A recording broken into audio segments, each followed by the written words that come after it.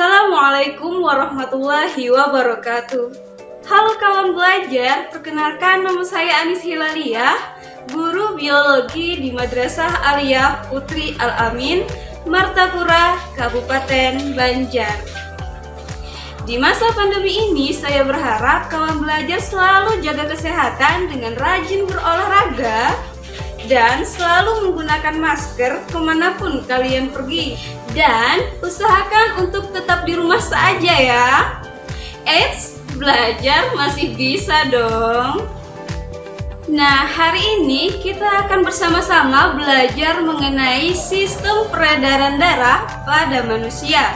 Simak video berikut. Sari-sari makanan yang diserap pada sistem pencernaan makanan, oksigen yang kita hirup melalui sistem respirasi, akan dibawa bersamaan oleh darah yang kemudian ditransfer ke berbagai jaringan tubuh, yang dimana sebelumnya zat-zat tersebut akan dipompa oleh jantung ke seluruh bagian tubuh melalui pembuluh-pembuluh darah. Nah, dari sini dapat kita ketahui bahwa sistem peredaran darah tersusun atas darah, pembuluh darah, dan jantung. Dari video tadi, kita akan lebih dalam belajar mengenai sistem peredaran darah pada manusia, bagian jantung, dan proses peredaran darah besar dan peredaran darah kecil. Daripada lama-lama, ayo kita simak video berikut.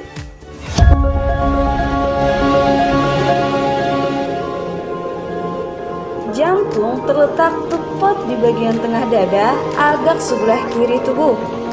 Organ ini memiliki ukuran sedikit lebih besar dari kepalan tangan dengan berat sekitar 200 hingga 425 gram.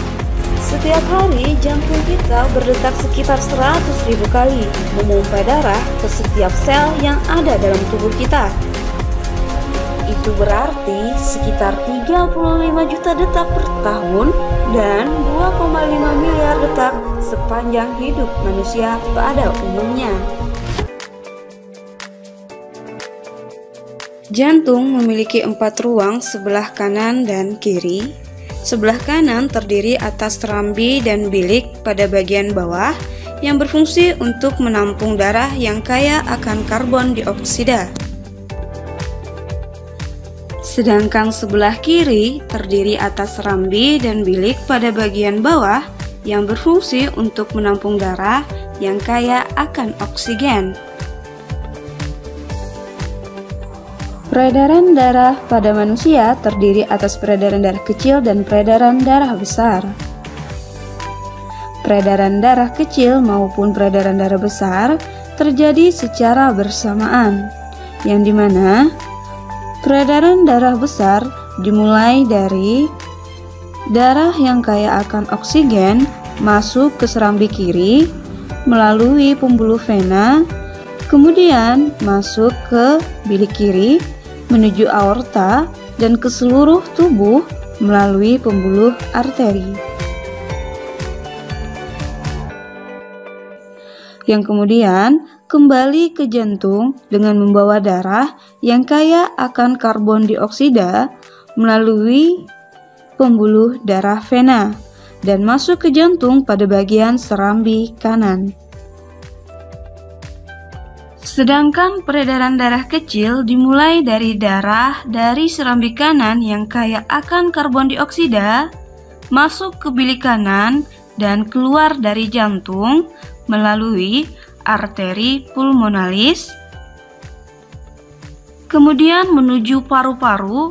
Dari sini, karbon dioksida akan ditukar menjadi oksigen melalui proses respirasi saat kita menghirup udara.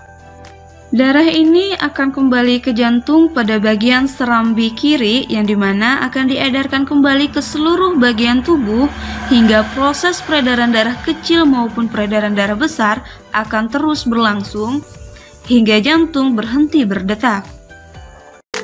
Nah, dari video tadi kita dapat mengetahui bahwa jantung kita terdiri atas 4 ruang, yang dimana sebelah kanan terdapat serambi dan juga bilik pada bagian bawah, yang berfungsi untuk menampung darah yang kaya akan karbon dioksida.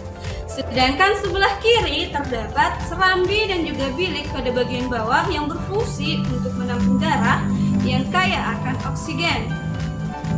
Sedangkan untuk proses peredaran darah pada manusia itu tersusun atas dua bagian, yaitu sistem peredaran darah besar dan peredaran darah kecil.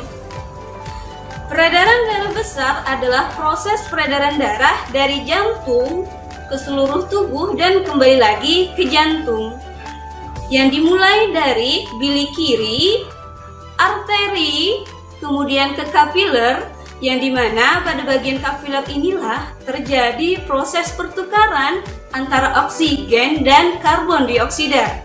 Kemudian darah yang kaya akan karbon dioksida itu akan lanjut ke bagian vena, lalu kembali lagi ke jantung pada bagian serambi kanan. Sedangkan peredaran darah kecil merupakan peredaran darah dari jantung ke paru-paru dan kembali lagi ke jantung.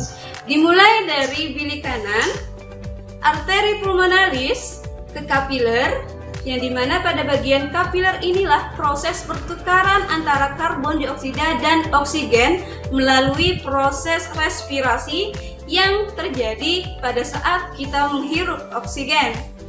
Kemudian darah yang kaya akan oksigen tersebut akan kembali ke jantung melalui pembuluh darah vena pulmonalis dan masuk ke bagian serambi kiri. Dan kemudian proses peredaran darah besar akan kembali terulang hingga berturut-turut sampai jantung berhenti berdetak. Nah, itu tadi pembelajaran kita mengenai sistem peredaran darah pada manusia. Saya berharap materi ini dapat membantu kalian dalam memahami proses peredaran darah yang terjadi di dalam tubuh kita. Akhir kata, saya ucapkan terima kasih atas perhatiannya. Wabillahi taufiq wal hidayah. Wassalamualaikum warahmatullahi wabarakatuh.